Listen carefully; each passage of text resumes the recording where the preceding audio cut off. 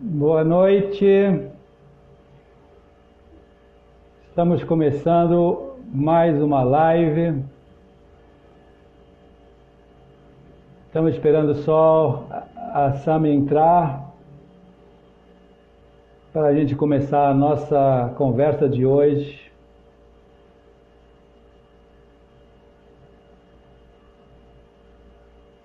Então, Samia, peça para entrar.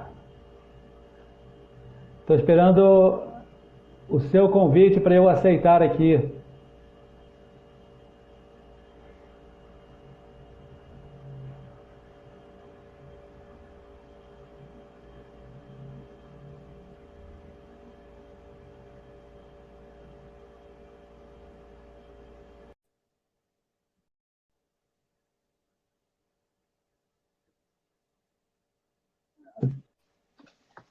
Olá, E boa noite, Samia. aí, boa noite, tudo bem? Está me vendo bem? Está me ouvindo bem? Tudo bem, você tá me ouvindo? Um pouquinho baixo. Vou tirar, ver se melhora. Melhora? Melhora. Então, beleza. Se fone é meio. Ótimo. Ele é meio ruinzinho esse fone. Ele fica meio baixo de vez em quando.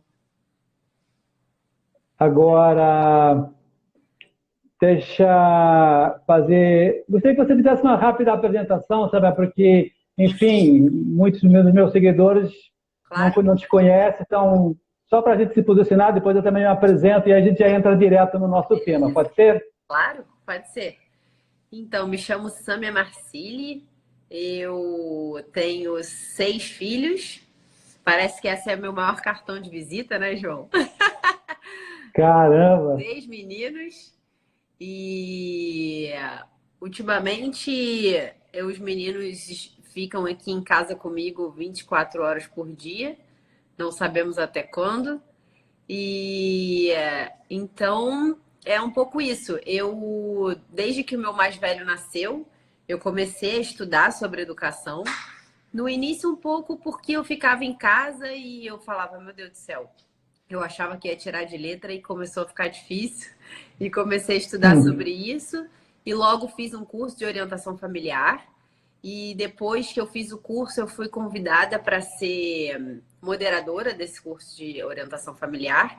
E sou moderadora desse curso até hoje. E, na verdade, são 2 cursos. Um chama Primeiros Passos para crianças de 0 a 3 anos. E um outro que chama Primeiras Conversas para crianças um pouco maiores, de 4 a 6 anos. Então, enfim, quando os meninos, eu procurei sempre fazer muitos grupos de estudo para estudar sobre o assunto. Hoje dou algumas aulas aí no Instagram sobre educação de Aham. filhos. Então, é um pouco isso. Que legal, Samer. E eu, então, rapidamente, para quem não me conhece, né, eu sou João Malheiro, sou um português com um coração carioca, né, já vivo no Rio de Janeiro há mais de 40 anos, eu vim bem menino com a minha família, e adoro o Rio de Janeiro. Sim. E, enfim, depois de ter feito administração de empresas na USP, enveredei pela área de educação, fiz mestrado, doutorado, aqui na UFRJ mesmo, com o grande sonho de montar um colégio, enfim, único, que é o nosso colégio Porto Real. Graças a Deus, já é bastante conhecido na Barra da Tijuca, né? Muitos professores já estão querendo entrar no colégio Porto Real, estamos com muito prestígio. Enfim, não vamos aqui falar do colégio, mas eu sou um apaixonado pela educação, obviamente estou tentando sempre achar os caminhos para a gente ir melhorando.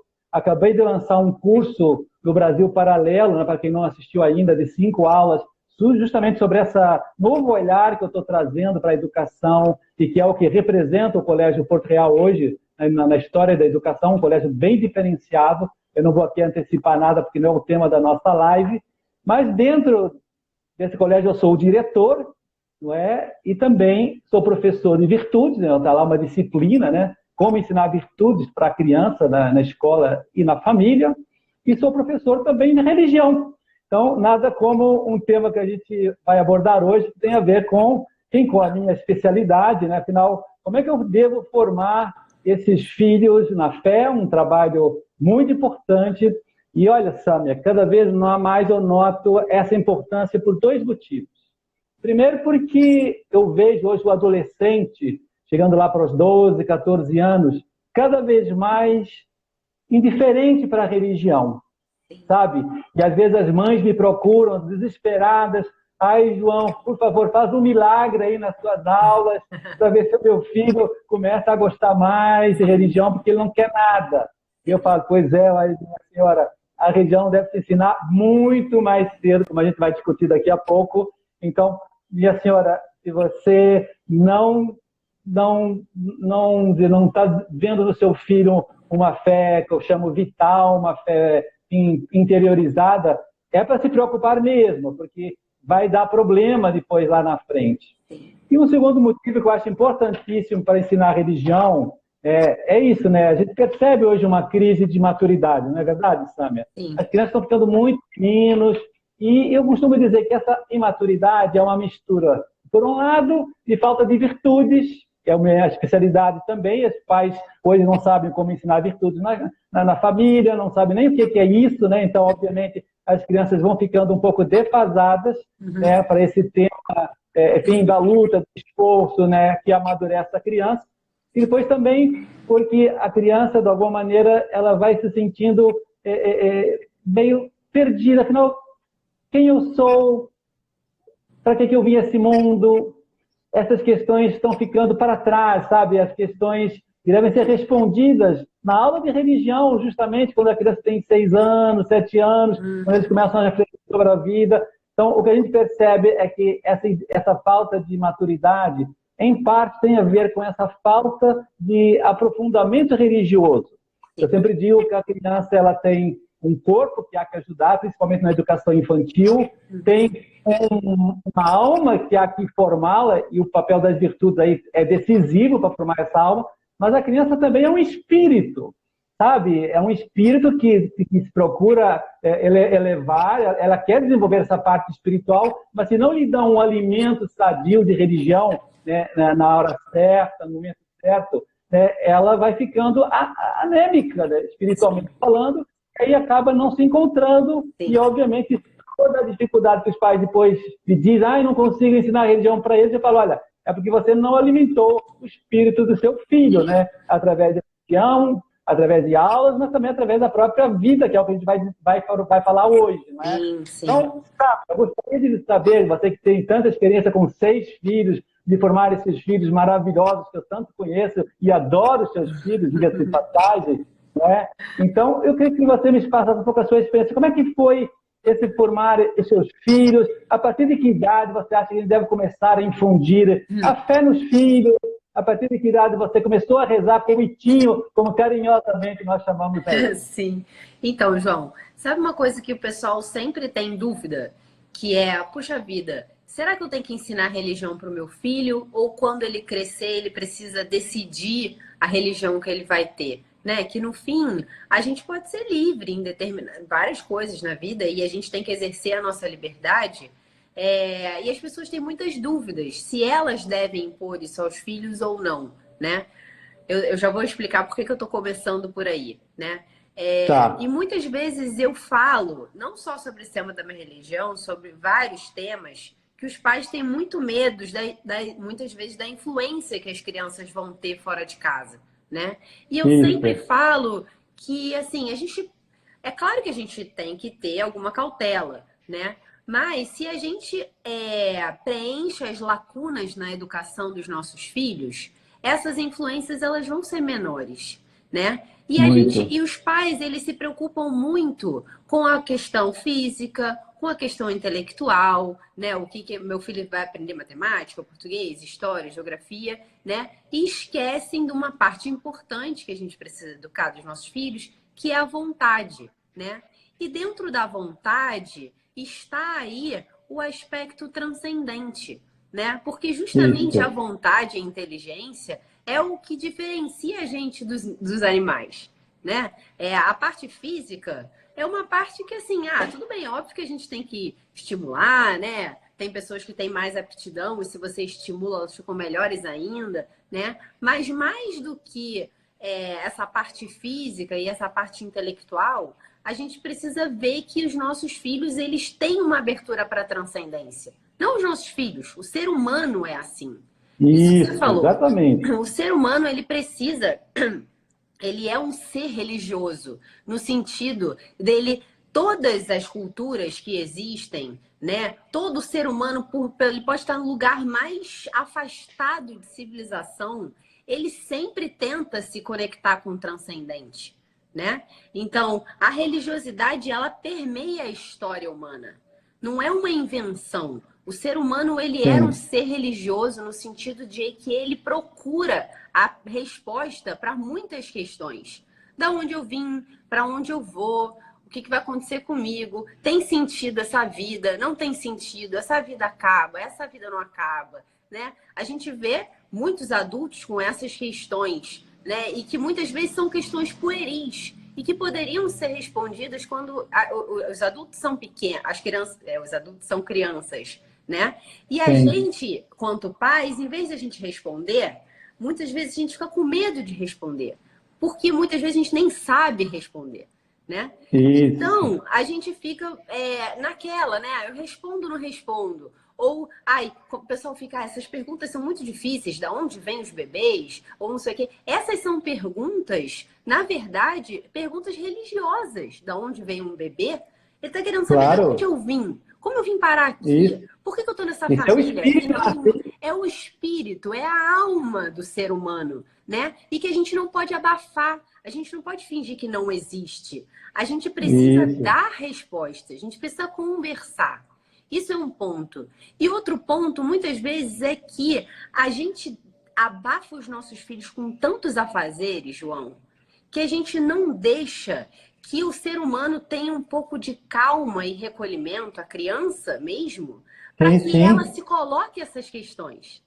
Porque a gente coloca no judô, na natação, e bota para ler um livro, e bota para na televisão, e bota para não sei o quê, e bota não sei o quê. A criança está sempre cheia de coisa, a gente fica externamente enchendo a criança de agitação, e a criança não consegue nem se colocar essas questões. Vai ser um adolescente que nunca pensou em coisas que são pueris, que são coisas que criança pequena pensa, né? E daí vem um adolescente com questões que já eram para ter sido respondidas, que já eram para ter sido conversadas.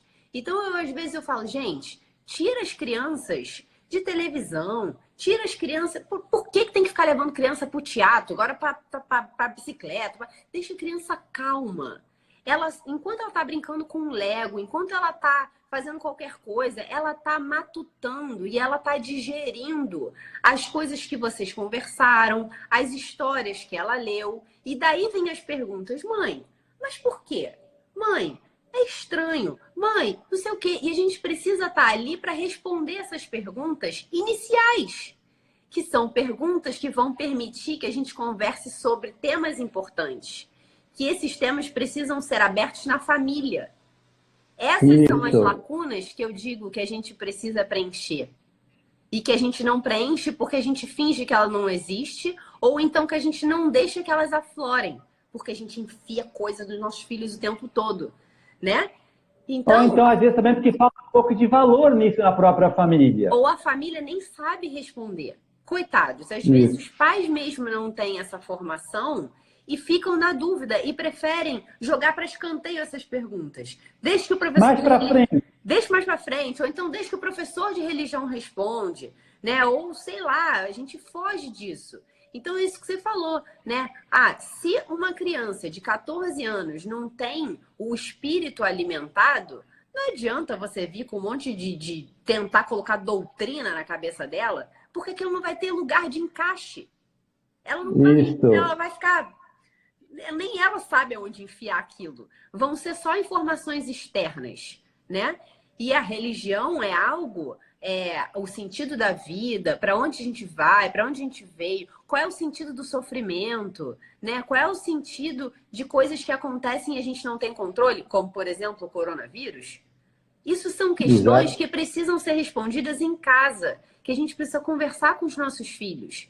Então, agora, por exemplo, eu tenho outro dia... Agora mesmo me perguntaram isso no Instagram. Como a gente lidar com esse desespero com as crianças? Eu falei, se as crianças estão desesperadas, É porque você permitiu que ela ficasse desesperada. Ela não é para ficar E desesperada.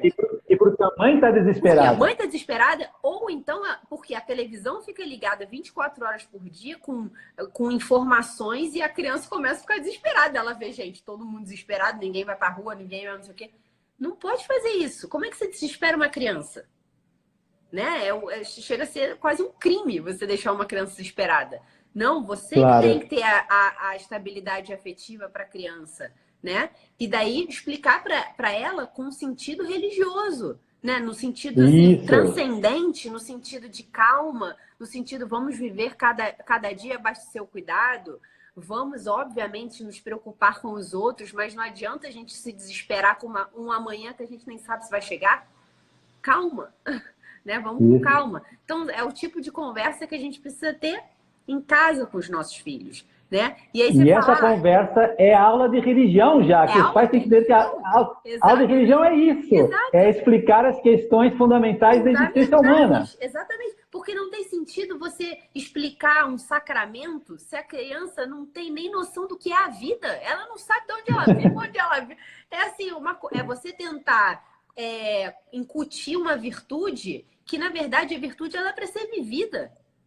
É óbvio que o professor de religião, ele organiza na cabeça da criança. É óbvio que você falar sobre a ordem é maravilhoso. Ela entende. Só que ela precisa viver a ordem na casa dela. Ela precisa conseguir ver, pelo menos, que os pais lutam por viver aquilo, né? Então, os pais precisam conseguir... Bem, como é que eu encaixo isso na minha realidade? Isso é muito mais... Tem muito mais valor do que qualquer aula teórica que a gente possa ter. Né? Então, quando a gente coloca religião na vida dos nossos filhos, primeiro você tem que ter religião. Você tem que ter as respostas. Você que tem que ter as respostas, você tem que se questionar. E se não se questionou, deveria. Deveria se questionar. Tá atrasado, exatamente. Porque é exatamente isso. Como é que a gente educa uma criança em qualquer coisa se eu não sou educada? Se essa lacuna existe na minha vida... Eu preciso preencher essa lacuna, porque o meu filho vai se questionar. E eu preciso responder. Tem ressurreição? Não tem ressurreição? Tem, sei lá, espírito? Tem não sei o quê. Eu preciso saber explicar, né? Eu preciso saber ter uma noção. Porque às vezes nem a pessoa sabe no que ela acredita. E ela, meu filho decide depois, né?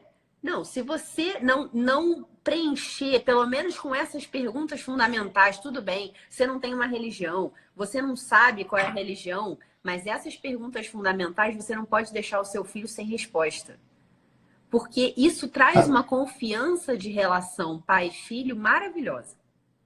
Não pode Agora, ser Sam, eu acredito muito que além dessas respostas, pessoalmente, eu sou da linha que até aos 7 anos de idade, dos 0 aos 7 anos de idade, essa formação religiosa tem que ser mais afetiva. Eu costumo chamar de catecismo afetivo. Sem dúvida. Sabe? O modo como você olha para uma imagem de Cristo, o modo como você diz uma jaculatória, essas pequenas orações ao longo do dia, pedindo paciência.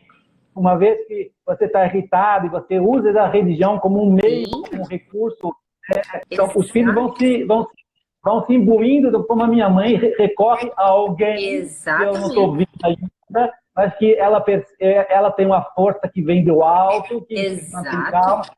Então, eu gostaria que você me falasse como é que você assim, vive com seus filhos eu chamo de dialeto, o próprio dialeto que você vai criando com seus filhos, do modo de você abençoar uma refeição, o modo de você, sabe, ter às vezes. Como é que você vive essa religião? A gente aqui tem uma rotina de algumas coisas que a gente faz ao longo do dia, né? Que, na verdade, são práticas minhas e que eu acabo compartilhando com os meus filhos.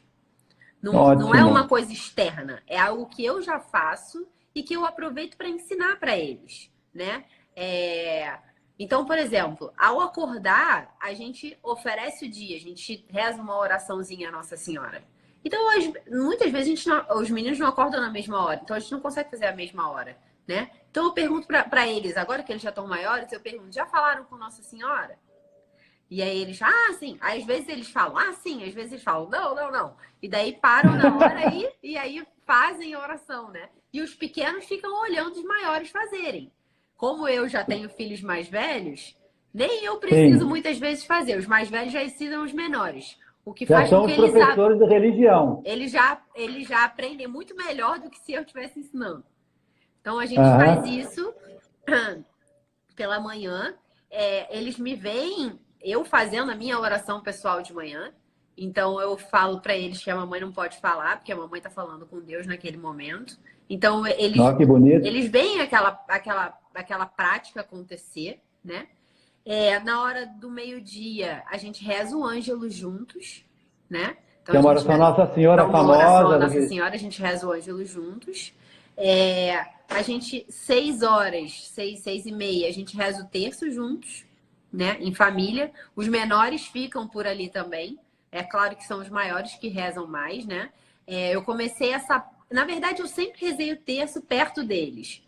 Mas quando o meu mais velho estava com 7 anos, ele começou a me acompanhar, o que me facilitou a vida. Porque um pergunta e outro responde, né? Porque senão era meio ruim, assim. Porque muitas vezes eu tinha que rezar quieta, eu me perdi, era um horror. Eu falo, nossa, graças a Deus. Graças a Deus que ele começou a rezar. Então, a gente reza todo mundo junto, né? O terço. E antes deles dormirem, a gente reza 3 Ave-Marias e a gente pede pela pureza do coração deles e para que eles possam amar Nosso Senhor o máximo que eles possam com a vida deles, né? Isso a gente faz. Aí a gente, no fim, a gente pede para São João rogai por nós e São Rafael rogai por nós. Então a gente reza isso todos os dias. Todos os dias. Nossa, que bonito. E quando eu não estou aqui porque estou viajando ou algo do tipo, o meu mais velho faz tudo com eles. Caramba, é o monitor de religião da casa. Ele faz tudo com os meninos. E ele reza sozinho. Quando a minha mãe está com eles e dorme na casa da minha mãe e da minha sogra, ele chama a elas para rezar com eles. Então, foi muito bonito, assim, depois que o meu mais velho começou a ter mais prática religiosa nesse sentido, as avós voltaram muito para a religião. Porque ele falava, vó, reza o terço comigo. E elas sentavam e rezavam com ele. E isso fez com que elas fossem movendo o coração, assim, na direção de volta da prática da religião, assim, né? Porque enquanto eu e meu marido éramos pequenos, a gente aprendeu em casa. Mas depois isso foi se perdendo um pouquinho. E depois foram os netos que resgataram os avós, né? Certo. E eu acho que nós mães temos um papel muito grande nisso. Ó, minha mãe tá aí, tá dizendo que é verdade. Não tô mentindo, ela não tá mentindo. Eu acho que nós mães temos um papel muito grande nisso. Porque quando a gente ensina uma pequena oração, uma Ave Maria, uma oração do Anjo da Guarda, quando os nossos filhos crescem, esse muitas vezes é o fio condutor que traz eles de volta para a religião. Uma oração que eles aprenderam quando são pequenos, não é? Então, nós mães, a gente tem esse papel, assim, de uma mãe piedosa ajuda muito aos filhos nesse sentido, assim. Você sabe que a minha mãe, quando a gente era pequeno, tinha 5 irmãos, éramos 6 na nossa casa, igual a sua casa, igualzinho. Eu era o penúltimo, tá? Mas a minha mãe tinha algumas rotinas, como você explicou, bem interessantes. Por exemplo, nos sábados, ela chamava todo mundo para pôr umas flores numa imagem de Maria, que tem um nicho lá da nossa casa, gente, todo mundo...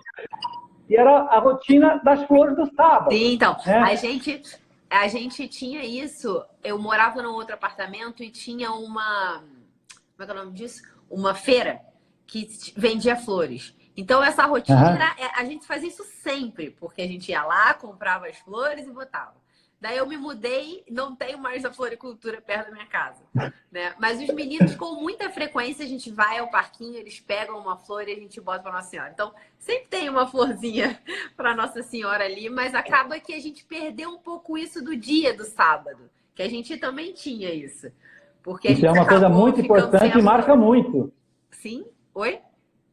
Isso marca muito uma criança quando está com 5, 4 anos, vê a mãe fazendo isso todo sábado, ele vai aprendendo com a vida da mãe, sim, vai sendo influenciado positivamente, e como você disse, essa sementinha vai ficando lá dentro, e lá na frente, às vezes, brota uma super árvore de uma fé profunda, e às vezes as mães não sabem de onde nasceu essa fé. É daquelas florzinhas. Exato. Olha, eu tive a experiência, eu me converti só com 13 anos, tá?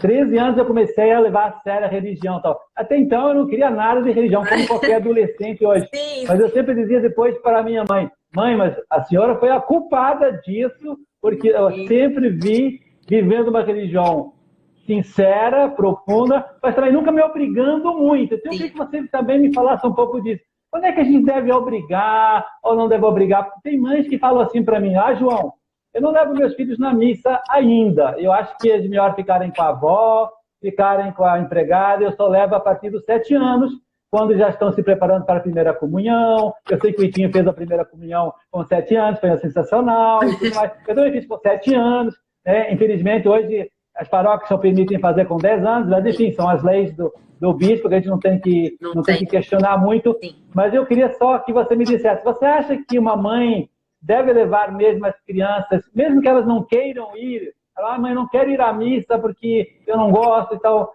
quando já tem uma certa racionalidade, entende? Quando já está com 7, 8 anos, ou você acha que deve forçar? Como é que você leva essa questão assim, da liberdade da criança? Então, João, eu acho o seguinte, eu sempre fui da opinião que as crianças têm que ir, assim, desde pequenas. Porque eu acho que tudo é uma questão de hábito, né? Então, assim, eu acho bom ter o hábito da assistência à missa. Eu procuro levar os meninos numa missa em que eles consigam sentir que algo diferente acontece ali, né? Porque não dá para... Mais uma vez, a religião afetiva, Exato. né? Exato. Não dá para eu ficar só assim, ali é a missa, o sacrifício de Cristo. Quando eles são muito pequenos, eles não entendem direito o que está acontecendo ali, né? Até depois eu vou te contar uma história bem bonitinha. E então eu procuro fazer com que eles consigam sentir mesmo. Então eu procuro ir em missas que são mais vazias. Hoje em dia, que eu já tenho os maiores, a gente vai à missa e eles já sentam no primeiro banco, mesmo sem mim.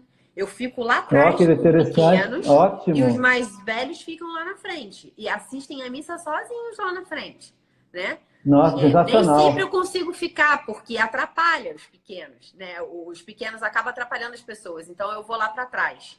Mas os 3 mais velhos que já fizeram a primeira comunhão, e muitas vezes o Álvaro, que é o quarto que quer ir na onda, ficam lá na frente assistindo a missa e eu fico só lá atrás, só observando o que está acontecendo, né? Mas então a gente tenta em missas piedosas, em que as músicas ajudam a que eles entendam, né? Que o ambiente seja mais fácil para eles entenderem que alguma coisa diferente acontece ali. Procuro não distraí-los com desenhos, com coisas que eles possam fazer paralelos à missa, né? Eu acho que as crianças têm plena capacidade de entender que ali há algo muito grande, né? Mas é claro, a gente também vive a religião dentro da nossa casa. Então, a história dos santos ajuda muito, desde que são pequenos. Eu procuro ler história para eles, contar histórias de Nossa Senhora, da vida dos santos, obviamente com material para criança mesmo, material pequeno, piedoso, com bons desenhos. Então, eles entendem que alguma coisa acontece ali. Eles entendem que todo domingo a gente vai à missa sim, e é um evento que acontece familiar, né? Então, os meninos, na minha casa nunca aconteceu deles questionarem, mãe, não quero ir à missa. Muito pelo contrário, eles costumam querer ir à missa, né? Obviamente, o Zé, que tem 2 anos, ele não entende muito ainda, né? Então, assim, a vida dos santos, tentar, agora que eu tenho os maiores e que eles já fizeram primeira comunhão, a gente vai explicando. O que eu ia te contar é que o Augusto, o terceiro, já fez a primeira comunhão também. Quando o Antônio fez a primeira comunhão, que hoje está com 8 anos, mas ele fez com 7 também, o Augusto, que tem 6 e que já entendia que ali havia algo diferente, que já ali não era o pão, mas era o corpo de Cristo. Ele chegou para o padre que fez a primeira comunhão deles e falou: olha, eu quero fazer a primeira comunhão. Eu quero fazer a primeira comunhão. E ele falou, eu já sei tudo, pode me perguntar, eu quero fazer a primeira comunhão. E aí o padre foi conversando e tal, e ele falou, Sam, ele tem completa noção do que está acontecendo ali. E aí ele fez a primeira comunhão. E aí Com 6 anos? Com 6 anos. Ele fez, Caramba, que loucura! Ele fez aniversário dia 10 de setembro, a primeira comunhão foi no dia 29 de setembro. Entendi. Nossa, sensacional. Essa história é ótima. E aí, mas olha ele. Ele assiste a missa, João, melhor do que o meu mais velho, tá? Assiste a missa serião, super atento. E aí, na hora do ofertório, eu falo pra ele, olha, Augusto, agora... Porque eu ainda vou fazendo catequese, né? Ele só tem 6 anos, então Muito a catequese bem. continua. E daí eu vou explicando, ó, agora você pode colocar todas as suas intenções. Pode rezar pela vovó, pelo vovô, pelos seus amigos. E olha que incrível. Na hora que Jesus chegar na patena, a primeira coisa que ele vai ver são os seus pedidos. Daí ele abriu um olhão assim, ó. E aí ele começou, tipo, ele não deixa passar o ofertório por nada, porque ele acha incrível que a primeira coisa que Jesus vai ver... Ele é o primeiro, né? Exatamente. Parece até a história de uma mãe, João. Eu não sei se você sabe dessa história. É uma mãe que ela tinha muitos filhos. E ela falava para cada um dos filhos, ela falava, olha, você é o preferido. Você é o meu preferido. Não conta para os seus irmãos, você é o meu preferido. Contava a palavra para cada um. Daí, no enterro da mãe, os irmãos, mas ela achava que eu era o preferido. E eu não, mas eu também. Era ele. Foi revelado Eram todos. o segredo. Mas cada um se sentia totalmente especial, né? Então, o Augusto, ele acha que o primeiro pedido é o dele. Sim. Agora, Sâmia, além desse catecismo afetivo que nós estamos, no fundo, comprovando que dá certo, né? Sim. Porque com 6 anos ele já quer fazer a primeira comunhão.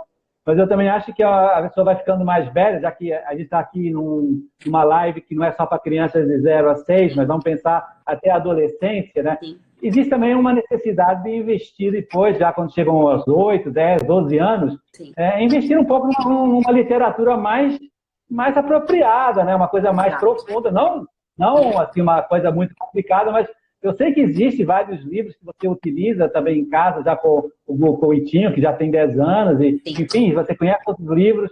Você podia nos ajudar aqui na nossa live a falar um pouco como é que livros você costuma usar? Seria interessante, além da vida de Cristo, mostrar alguns livros da história da Bíblia ilustrada. Eu acho que isso tudo são recursos muito interessantes. Eu, como professor de religião, eu gosto de usar também alguns filmes de YouTube que são muito bons para falar da história da Bíblia. As pessoas veem aqueles vídeos e eles não esquecem nunca mais, hein? Uma coisa impressionante. Então, fala um pouquinho desse material para a gente ajudar as pessoas que estão nos assistindo a usar em casa. Mostrar aqui para vocês. Esse aqui é um material que você consegue imprimir da internet num site que se chama Alexandria Católica. Não sei se você conhece. Se chama... Não, Alexandria? Alexandria Católica. Lá tem bastante coisa sobre catolicismo para adultos e crianças, né? Mas lá tem bastante coisa para crianças. Tem um que chama Na Escola de Jesus. E ele, o que eu gosto dele, é que ele vem com 190 quadros artísticos. Nossa Senhora! Eu vou mostrar um para você. Ilustrando a catequese. Então, a catequese aqui é feita com perguntas e respostas. Ó. Caramba, isso aí é um tratado de teologia para crianças. Mas é porque ele tem as fotos grandes e aí não fica tanta coisa assim. Então, quem nos criou? Foi Deus que nos criou. Simples assim, não é nada demais. E aqui tem uma explicação para os pais, na verdade, que podem... Para poderem contar. Para contar para os seus filhos, né? E eu fiz com os meninos... É que eu sou meio má, né? E eles decoraram. Ai, meu Deus! Perguntas e respostas. Eu sou old school, entendeu? Você sabe que isso é muito importante, decorar. Eu guardo decorebas da minha infância até hoje. Exatamente. Aqui, ó, João, olha que bonito. Nossa, lindo, lindo. Muito bem produzido. Muito bonito. E você consegue de graça. Eu botei em espiral e eu faço com os meninos. Então tem sobre tudo e tem os quadros. Então as crianças conseguem, enquanto você vai lendo, eles veem o quadro e têm uma ideia ilustrada do negócio, né? Eu tenho esse outro aqui que também é um catecismo, só que ele vem uma parte, vem a parte 2, que são só com gravuras também. Nossa! Ilustrado. Isso você conseguiu aonde? Então, esse aqui eu pedi com um conjunto de amigas e a gente mandou fazendo uma gráfica. Mas eu Ó, que posso coisa depois linda! passar aqui para você o nome. Eu uso Tá. bastante com o mais velho, os meus mais velhos, essa Bíblia aqui, que é a Bíblia da Universidade de Navarra, que é dos Santos Evangelhos, porque a gente lê uma parte do Evangelho e vem comentário.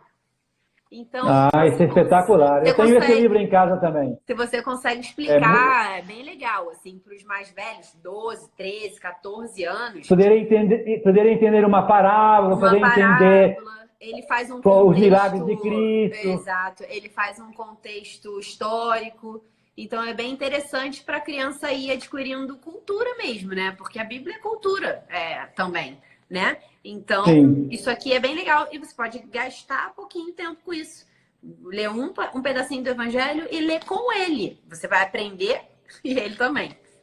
Eu uso esse livro aqui, que eu sei que ele tá velho, mas existe para você imprimir na internet. Você conhece, esse aqui é um autor chamado Daniel Hobbs. Ele tem aquele livro que fala, aqueles volumes todos sobre a história da igreja. E esse aqui se chama A História Sagrada Contada aos Meus Afilhados. Então, Nossa, eu não conhecia esse livro. É bem legal. Então, ele vai contando a história do Antigo Testamento para criança. Então, vai contando a história de Moisés do Egito, vai contando várias coisas. E a gente já usou bastante. Ele tem ilustrações bonitas também, ó. Tá vendo? Uma linguagem fácil. Esse aqui da Antigo Testamento eu uso com o meu mais velho. Esse aqui também é do Daniel Hobbs, que chama O Evangelho para os Meus Afilhados. Tá? Esse Nossa, aqui que interessante. você consegue achar na internet. Na própria Alexandria Católica deve ter para imprimir, tá? E esse aqui eu uso com os meus dois, o Antônio e o Augusto, que são histórias do Evangelho. Vai contando assim quais são os 4 evangelistas, mas assim, é bem gostoso, sabe? Ele começa contando a história de 2 crianças que os pais estão presos e eles precisam assistir a missa nas catacumbas, sabe? É uma coisa assim bem e as bem de criança. Bem de criança, é uma coisa assim ficcional, mas real, sabe? Então é bem legal assim. Esse livro aqui eu já indiquei nos meus stories, que chama O Livro dos Santos e Heróis, que é de um autor chamado Andrew Lang, que é o mesmo autor dos livros coloridos. E aqui tem a história de santos e heróis, que não são santos, mas conta a história um pouco de Constantino, por exemplo, dos imperadores. Então, assim, a gente já leu daqui a história de Santo Agostinho. E é um resumo da história de Santo Agostinho, mas muito bem escrito, João.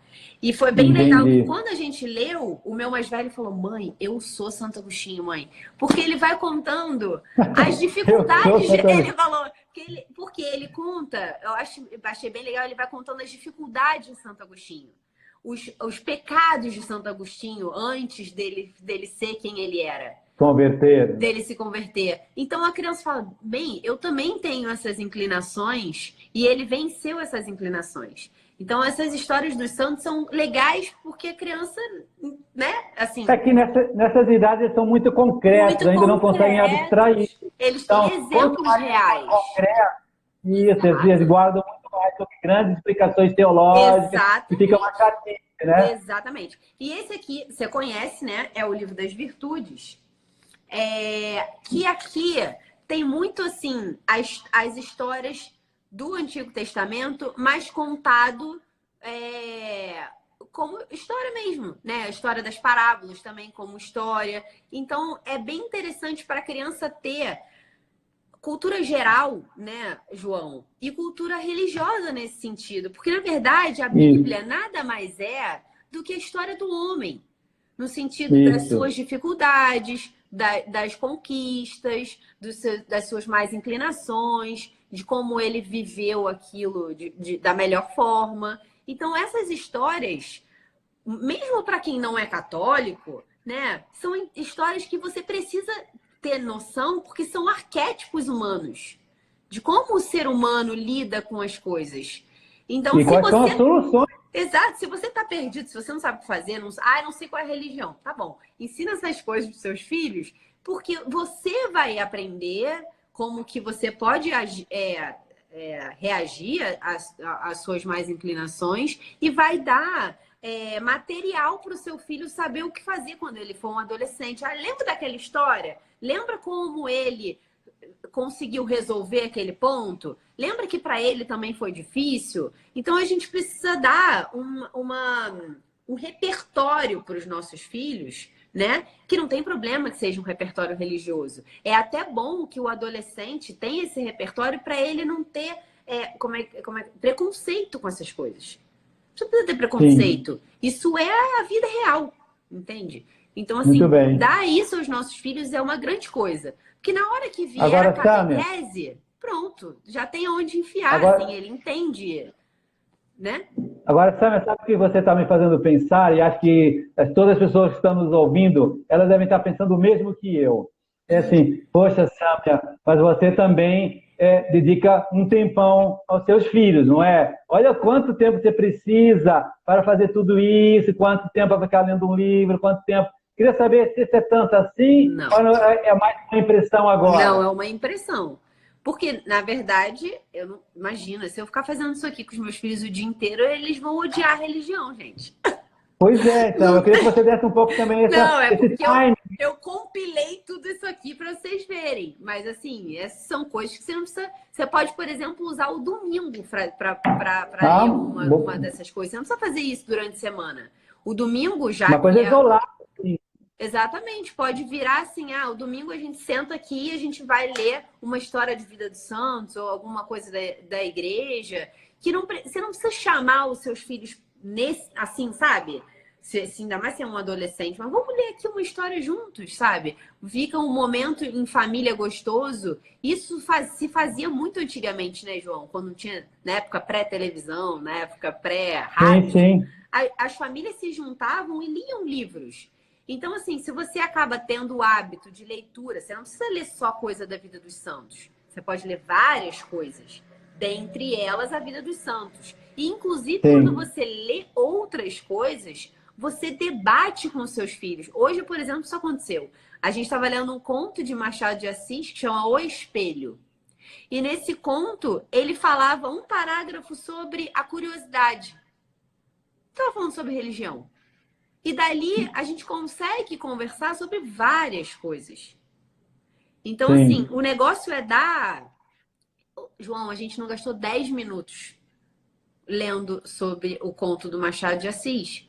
10 minutos que você fica com o seu filho e você vai distribuindo várias coisas interessantes ao longo do dia. Pode ler sobre ciências, você pode ler sobre geografia, você pode ler sobre, sei lá... coronavírus, você pode ler sobre várias coisas. Dentre essas coisas, né? Você pode gastar 10 minutos do seu dia, né, com o seu filho. E, claro, tá presente nos momentos em que ele tá tranquilo para você poder ser essa pessoa que ouve a voz. E ele ouve os questionamentos e poder responder, né? Olha, teve um experimento que fizeram que acho que eu contei isso já aqui, mas eu não sei se eu já te contei. Um experimento que fizeram que pegaram crianças da educação infantil, em que a professora estava na escola, e botaram uma pessoa para trocar uma lâmpada dentro da sala de aula, e a pessoa tinha que deixar a lâmpada cair. As crianças de educação infantil não olhavam nem para a lâmpada e nem para a pessoa que deixou cair. Olhavam para a professora, esperando dela uma resposta. O que eu faço? Eu me desespero? Eu acho graça? eu ajudo, eu cato os cacos, eu ajudo o moço, eu rio com os meus amigos, né? O que eu quero dizer com isso? Eles precisam de uma referência. As De um crianças... intérprete da realidade. Eu chamo isso de um intérprete. Exato, é exato. Eles precisam de um intérprete da realidade. E a gente precisa ser esse intérprete. Então, a gente precisa estar minimamente disponível. E nessa questão transcendente, a mesma coisa. A gente não só precisa ser intérprete de uma realidade material como uma lâmpada que caiu, mas a gente pode ser intérprete da realidade da vida. Olha, as coisas não acabam aqui. Olha, preste atenção, as suas ações têm consequências.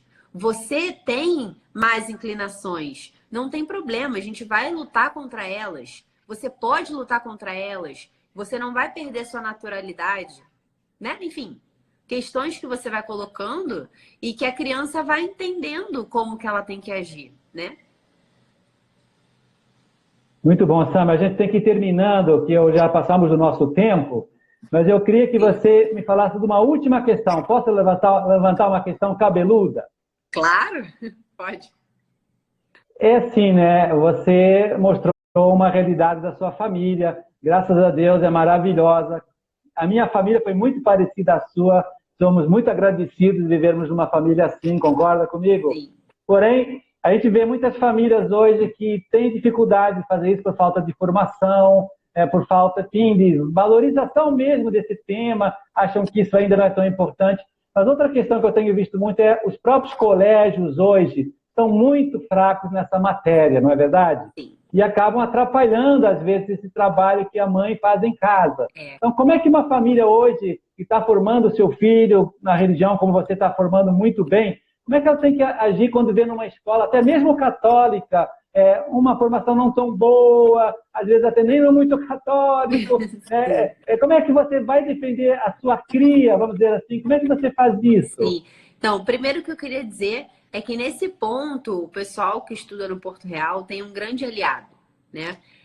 De fato, é difícil a gente achar colégios hoje em dia em que a gente tem esse aliado, em que o colégio vai ter essa conversa com os pais e os dois vão caminhar juntos na educação dos filhos. De fato, eu sei que o Porto Real é um colégio muito sério, né? Nesse sentido de ter claramente o que vai ensinar para as crianças, e os pais sabem disso. Obviamente, tem crianças de outras religiões lá que são muito respeitadas, mas todos os pais, quando colocam os filhos lá, sabem que os filhos serão apresentados a uma religião católica, né? Isso é maravilhoso, maravilhoso. Nossa, isso é muito difícil de a gente conseguir, né? Mas eu acho que eu volto ao que a gente começou falando lá no início da live, João. Quando nós, pais, a gente preenche as lacunas na vida dos nossos filhos e eles podem confiar em nós, quando a gente responde as perguntas mais íntimas do ser dos nossos filhos, eles sabem que em nós podem encontrar um porto seguro, entende? Então, por mais que venham tempestades, eles podem até se questionar, vão se questionar, e é bom que questionem, e se questionem, a gente tem que ter a resposta.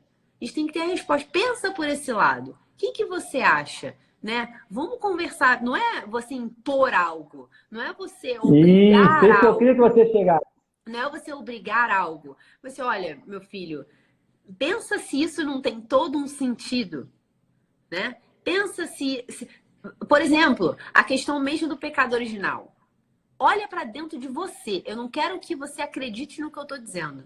Olha para dentro da sua realidade. Você não tenta fazer as coisas e não consegue? Você não sente um desejo de ser um bom menino e não consegue? Né? Uma fraqueza Uma interior. fraqueza. A mamãe eu sei que a mamãe te pede várias coisas, que você estude, que você seja constante, que você seja pontual. Eu sei que você vai ter dificuldade em realizar, porque você tem uma inclinação que às vezes não te ajuda.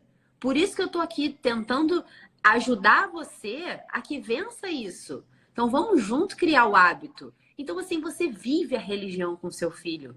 Você mostra dentro dele que tudo o que você está falando é real. qualquer pessoa se convence dessa realidade quando ela olha para si mesma e fala, caramba, é assim. Eu tento e não consigo. Né? Então, um pai saber dessa realidade ajuda a que ele seja um bom educador também.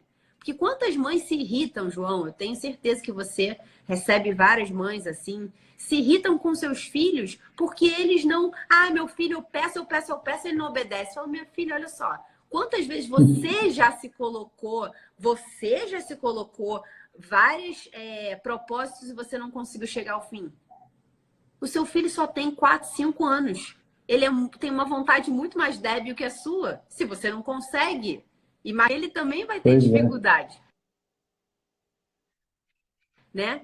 Então, assim, eu acho que se a gente tem uma conversa com os nossos filhos, se a gente somos pessoas abertas, se a gente tá na verdade, se a gente procura a verdade, fala, meu filho, essa resposta também não tenho. Vamos ler junto? Vamos buscar junto isso? Ele vai sentir uma segurança, né? Aqui em casa eu tenho já vários livros já pensando quando eles forem grandes e se questionarem sobre evolucionismo, sobre uma série de coisas. E eu acho que a gente não pode esconder que esses questionamentos existem. Não. Bota, eles precisam saber. É melhor que eles saibam por nós do que a gente ficar fingindo que esses questionamentos não existem e eles serem apresentados a esses questionamentos lá de fora de casa. Porque eles vão achar que ou a gente é ignorante e não sabe, o que é muito ruim, ou que a gente escondeu. Então, assim, deixa eles saberem que há coisas no mundo complexas e que, enfim, e tenta, o quanto você sabe, explicar e seja sincero e simples, que eu acho que isso ajuda, né, aos nossos filhos a se prepararem para essas coisas, essas correntes contrárias, né? Você me deu a resposta, então, que eu andava à procura. Quer dizer, que se numa família vive essa igreja doméstica, que eu tanto gosto dessa expressão, né, que os pais vão fortalecendo os filhos por dentro, vacinando com todas essas possíveis, enfim, desvios doutrinais de outras religiões, outras ideologias, e chegam numa escola e estão falando uma besteira, o seu filho está pronto para questionar, para que esse professor está falando uma bobagem, e não vai haver uma contaminação, pelo contrário, vai haver um fortalecimento do que aprendeu em casa. O que eu acho que os pais católicos não podem fazer é deixar que os seus filhos sejam bobos. Entende? Isso. Se você não conta para eles que a maldade do mundo, não que você precise, obviamente, abrir tudo ao mesmo tempo, mas vai aos poucos. Porque eles não podem chegar e serem feitos de bobos. Eles precisam... Bem, eu já sei disso, minha mãe já me falou. E eu sei a resposta, eu vou te dizer. Isso, é assim, assim. Entende? Eles têm que já vir de casa... Eu já sei disso. Tu tá aí trouxa, tu não sabe. Fortalecidos pela mãe, pelo pai, claro. Fortalecidos pela família, exato. Fortalecidos pela família. Na hora que vier um questionamento, eles já... Gente, isso pra mim não é novidade, eu já sei. E ó, vou te dizer, é assim, assim, assim. Vai saber muito mais que a outra criança que só... Porque, ó, é aquela história. Um burro pode levantar mais questionamentos do que um sábio é capaz de responder. Então, os questionamentos, eles vão surgir, né? Se os nossos filhos já sabem que esses questionamentos existem, eles não vão se assustar. O problema é que, às vezes, a gente quer esconder as realidades. Ai, não, eu não quero que ele tenha contato com o professor tal, eu não quero que tenha contato com a família tal, e tenta colocar os nossos filhos numa bolha, dá errado, porque é impossível, ainda mais hoje, rede social, impossível. Pois é. Bom, Samia, nós temos que terminar, então deixa eu fazer aqui um fechamento, né? Olha, então a gente podia concluir, né, de forma assim, muito... Você estava numa noite muito inspirada, Samia, parabéns, né? Eu queria que você soubesse que a gente concluiu o seguinte, que de fato, né, formar os filhos em casa vamos dizer assim, é uma prioridade máxima em qualquer pai, em qualquer mãe, e é dessa forma que a gente vai estar preparando eles para enfrentar o mundo, para enfrentar-se a ele mesmo, enfrentar os colegas, a terem estruturas intelectuais e afetivas para vencer os problemas do mundo. Exato. Vão estar preparados para isso. E uma coisa que eu também acho que você soube destacar muito bem aqui, de fato, as pessoas, quando vão aprendendo em casa, né, desde pequenininhos, né, desse dialeto religioso, bem ou mal, elas sempre vão perceber que há uma necessidade de Deus. Exato. Que nós somos vulneráveis, somos débeis. O que está acontecendo hoje aí com o coronavírus, na verdade, é isso. São famílias que não prepararam os filhos para essa realidade, então estão todos perdendo o chão. Exato. Né? Tenha certeza aqui na sua casa, está tudo sereno, em paz, rezando pelos outros também, mas, por outro lado, estão preparados para enfrentar uma situação difícil, como podia ser uma guerra, como podia ser tantas outras coisas, não é verdade? Exatamente. Então, acho que a ideia de criar nos filhos essa boa necessidade de Deus, porque a mãe vê que precisa rezar, e então reza e vai levar os filhos para rezar, tudo vai formando ali um cabedal assim, de maturidade, para que no futuro se sintam filhos fortes, filhos seguros, que é o que todos os pais estão pedindo para mim todo dia. João, eu quero meu filho mais seguro, porque ele está muito medroso, está muito imaturo, está muito atrasado mentalmente, psicologicamente. Sim. E depois uma coisa que eu gostei também, sabe, é que a nossa religião não pode se tornar uma religião sentimental, né, que eu chamo de algodão doce, sabe, todo mundo chorando ali, mas ninguém sabe por quê. Se não houver ali uma estrutura intelectual, de uma história, de um exemplo de um santo, de um catecismo, quer dizer, a criança, com o tempo, quando chegar na adolescência, porque não tem nada lá dentro que o fortalece, ele não persevera na religião e desiste. Ele não tem recurso, né, João? Isso, não está habituado. Então, eu agradeço demais a nossa live, foi sensacional, terão muitas ideias práticas. Quero agradecer muito o seu convite, me senti muito gostoso aqui. Foi como que uma conversa de botequim, não é? Mas que trouxe uns conceitos interessantes, uns exemplos que os pais podem ter se motivado a imitar.